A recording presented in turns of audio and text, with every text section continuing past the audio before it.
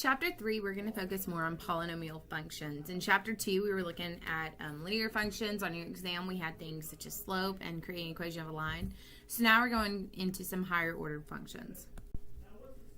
So in Section 1, we're going to look at quadratic functions and models. First one I'm going to look at is the graph of a quadratic function. In this section, you're going to study the graphs of polynomial functions. So you've been introduced to some basic functions. So if you remember something like the linear function, it might look something just like this, just a straight line. The constant function, that was your horizontal line. And then the squaring function, that's one we're going to focus on for a little bit, was a parabola. So it was a U-shaped graph. And these are all examples of polynomial functions. Polynomial is a generic word. Poly stands for many, such as many degrees. So the definition of a polynomial function is let n be a non-negative integer. So I've learned this lately that many people are unaware of a non-negative integer.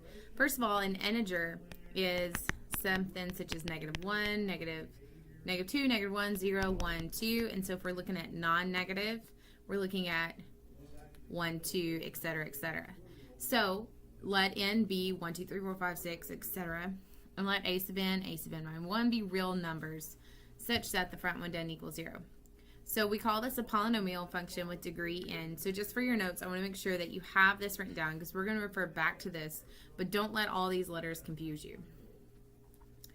Polynomial functions are classified by degree. So for instance, a constant function, when c doesn't equal 0, has degree 0. That's because you're looking at, say, y equal to 4. Well, there's no x in there. You don't have like a 0x on there. And so it has degree 0. A linear function has degree 1 because there's an assumed 1 right here as an exponent. In this section, we're going to study second degree polynomials. So we're going to be looking at things such as y equals x squared. We're going to analyze it, we're going to sketch it, we're going to break it down. For instance, each of the following functions are quadratic functions. So you can notice that, see, here's an x squared. It is the highest exponent when you're talking about the degree or the name of the function. Yes, it has a degree of 1 on this term, but you look at the highest. This next one is an example of a quadratic. The next one, the next one, the next one. All of these are quadratic functions. They just look a little bit different because of their numbers and the order of them. And then this very last one is fully factored out. So if you were to actually multiply this back together, you would also see that it is quadratic. So note that the squaring function is a simple quadratic function that has degree 2. So the definition of a quadratic function is f of x equal to ax squared plus bx plus c. You do need to know that definition. The graph of a quadratic function is a special type. It's a U-shaped. Sometimes it's called a parabola. If you're from Deep East Texas, it's a parabola. And you can look at that because it is U-shaped. So it kind of looks like a bowl. These occur in many real-life applications, especially those involving reflective properties of satellite dishes and flashlight reflectors. And so quadratics are a very real-life application kind of equation to work with. So all parabolas are symmetric with respect to a line called the axis of symmetry. Now we call the axis of symmetry this imaginary line that's right here. We call it imaginary because the Earth rotates on an axis. You're not going to fly out into space and see like this big stick sticking out of the world as it rotates like a shish kebab, okay? The axis of symmetry, or the axis for the world, is this imaginary point that it rotates on. Same thing with a quadratic. The axis of symmetry is kind of this imaginary line that cuts it in half. Kind of go back to grade school when you used to cut out like snowflakes and you would fold it in half and you would like cut out a triangle, but then you open it up and it would be like a rhombus or something, or a diamond. That's the kind of thing we're talking about here. That kind of dividing point that makes it symmetrical on both sides. The point where the axis intersects the parabola is the vertex, and that's right here. And you can see in both of these that you have an axis of symmetry and your vertex is either the highest or the lowest point, depending on which way it's opening. And we talked about openings in 2.5 and we're looking at transformations. And so like we could call this lowest point a minimum and this highest point a maximum. So if the leading, what we're going to learn now is called kind of looking at the upwards and downwards of it. So if the leading coefficient is positive, the graph is going to open upward. So let me kind of write that out for you. If a is greater than 0, then it's going to open upward. If your a is less than 0, meaning it is negative, then it's going to open downward. And so just being able to look at this A and recognize what it's doing, one relates back to the negative being on the front of the equation from section 2.5, and two, it's going to help you to see, which way is it opening, upward or downward. And that's our first characteristic that we need to learn about a quadratic. So its graph is parabola whose vertex is 0, 0. If A is greater than 0, we talked about this being minimum, and I just mentioned that. Or if A is less than 0, we talked about the vertex being a maximum. You can also see that here. We've just kind of defined it, made a nice little slide for it. So when you're sketching the graph of something, it's helpful to relate it back to your parent function. That's why we talked about parent functions in the previous chapter and tested ourselves over it. So if we're looking at everything, we want to compare it back to the most basic function, y equals x squared, which is a U-shaped graph that has a vertex of 0, 0. It's a minimum, and it has an axis of symmetry coming down the middle here. Okay, so we're going to relate everything back to our parent function. So what we want to do is we want to compare the graphs of y equals x squared and f of x equal to 1/3 x squared. And if you remember from 2.5, just that little number in front of there kind of changed things around.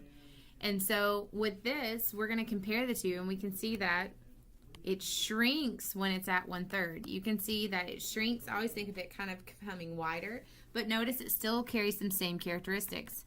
The axis of symmetry still cuts both of them in half at x equal to 0. And they both have a vertex of 0, 0. They both have a minimum. So this value in front, like we've talked about before, is just going to change the width of it. Same thing with this one. This 2 in front here, on the 2x squared, it's going to stretch it by a factor of 2, creating a narrower parabola.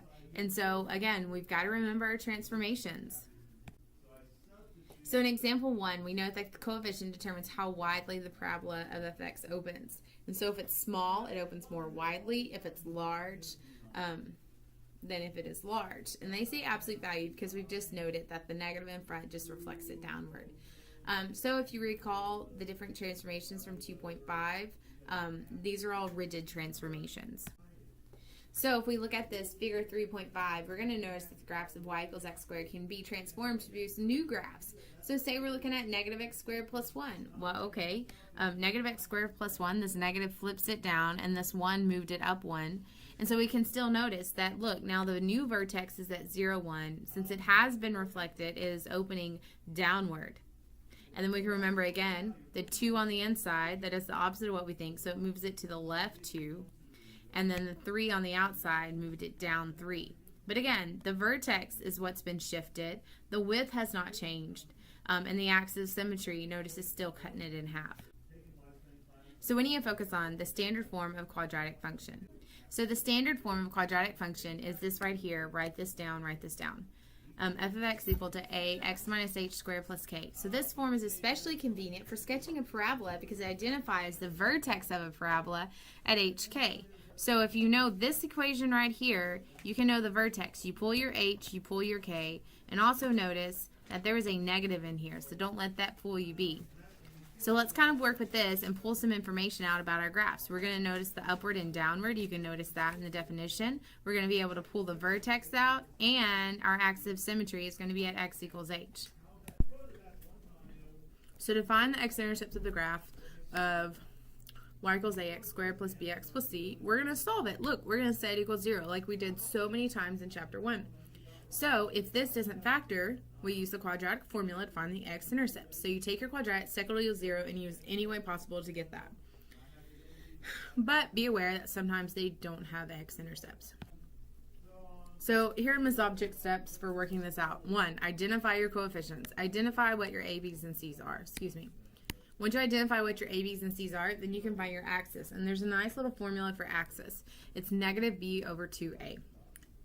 Notice that resembles the quadratic formula. Once you find your axis, this is an equation. You have to enter it as an equation web sign. You cannot enter 4. You have to say x equals 4, etc.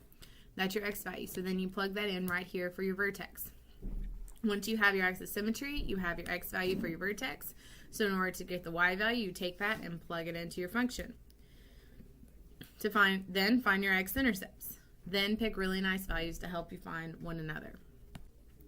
So let's do one for example. Let me find a good little example for us to look at. Say we had, this one worked. say we had y equal to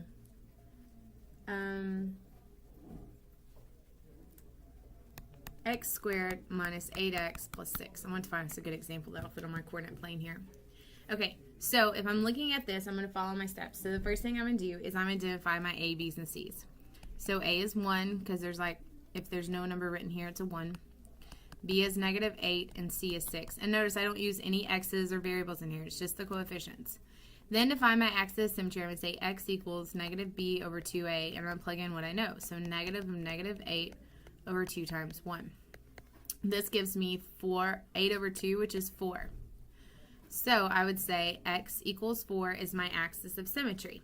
Okay, let me move this graph over a little bit here. Okay, so my axis of symmetry is at 4, so I can go over here to 4, and I can put this little dotted line of my axis of symmetry. Now, on website, you're not going to have to graph it, but you are going to have to state it and include x equals. I can't stress that enough. Then you're going to find your vertex. Now, the good news is when you go to find a vertex, you already have your x value. It's 4.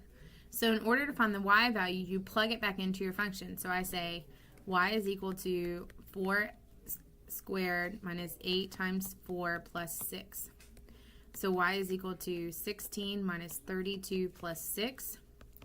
You get all that out, and when you get all that out, that should give you, let's see, 16 minus 32, it's negative 16 plus 6, so that's negative 10. That's not what I wanted. Let's make this problem a 16 instead of a 6. I'm going to put a 16 here. So if I have 16, I have 16, so that's 0. That'll fit on my graph. Okay? So now I have a vertex of 4, 0. So I'm going to put my dot at 4, 0. So there's my vertex. Now typically you would come in here and you would say, hey, let me find my x-intercepts. But you can see since my vertex is plotted right on there, there is no x-intercepts. So then I need to pick a really nice value. In WebAssign, what you're going to have to do is you're going to have to plot a point at your vertex and then go to the left or right and pick a really nice point. So you know what? I'm going to pick x to be 3. If I pick x to be 3, I'm going to plug that back into my function and find its corresponding y value. Remember, we're using 16. So 9 minus 24 plus 16. Let's see, 9 minus 24, that's what, negative 15 plus 16, so 1. So I know I have a point at 3, 1. So in WebAssign, you're going to plot your vertex. You are going to find a really nice value to the left or right of it. I like to pick 1 unit over, so I'm going to plot 3, 1. That's right here. Then you're going to choose your parabola tool, and when you choose your parabola tool, you're going to click on your vertex, and then click on your other point, and it'll make your U shape for you.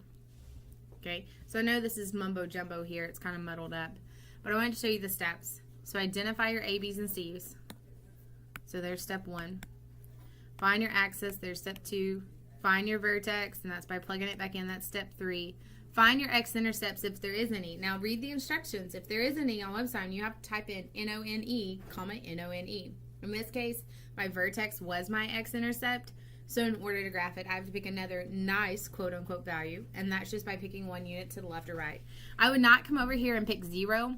Because of this graph, it's going to shoot up. So if you were to pick like x to be 0, your point would be way up there, and you couldn't really fit it. So I just kind of come to the left or right of my vertex 1 or 2 units and pick a nice value.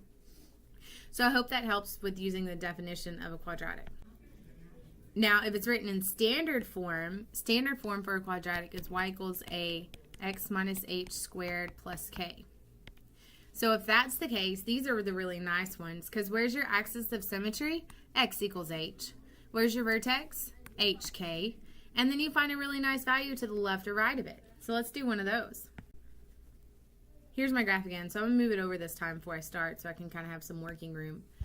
So say we're looking at y equals x plus 4 squared minus 3. Okay, and so I'm going to look at it, and first of all, I can notice my a is 1, so if a is equal to 1, that's greater than 0. I know it's going to be opening upward. My axis of symmetry is that x equals h, and my h, notice, this is like x minus negative 4. So my axis is that x equals negative 4. So I come over here to negative 4, and there's my axis. And then if I want my vertex, My vertex is at h comma k, so it'd be at -4, -3. So I go to -4, 1, 2, 3. Here's my vertex. And then last thing I need to do is maybe pick another nice point in order to graph this. So if my vertex is at -4, -3, I'm going to pick x to be, say, -3. And so again, I plug in -3 into my original, so it gives me -3 plus 4 squared minus 3. It gives me 1 squared minus 3, so 1 minus 3 is -2. So now at -3, I have a dot at -2, so this helps me to see what this is going to look like. Okay, so it kind of goes off the page there. So it's really nice when it's in the standard form because you can identify your axis, your vertex. There's really not a lot of algebra to figuring it out. But again, when you go to graph, make sure you pick like a nice value to the left or right, and that'll help you out with that as well. Okay. Now in this one, if you want to find your x-intercepts, you would take your x plus 4 squared minus 3 and set it equal to 0 and solve. So I have x plus 4 squared equal to 3. Let's see, I would square root both sides to get rid of the squared, so I have x plus 4 equal to plus or minus 3, and then move your 4 over. So my x-intercepts end up being at -4 plus or minus the square root of 3. So in this case, my x-intercepts really aren't nice numbers for me to work with. But I can use the process of solving for x, and in this case, I did it by extracting square roots like we did in earlier chapters. So I hope this helps with identifying, sketching, and analyzing different characteristics about a quadratic.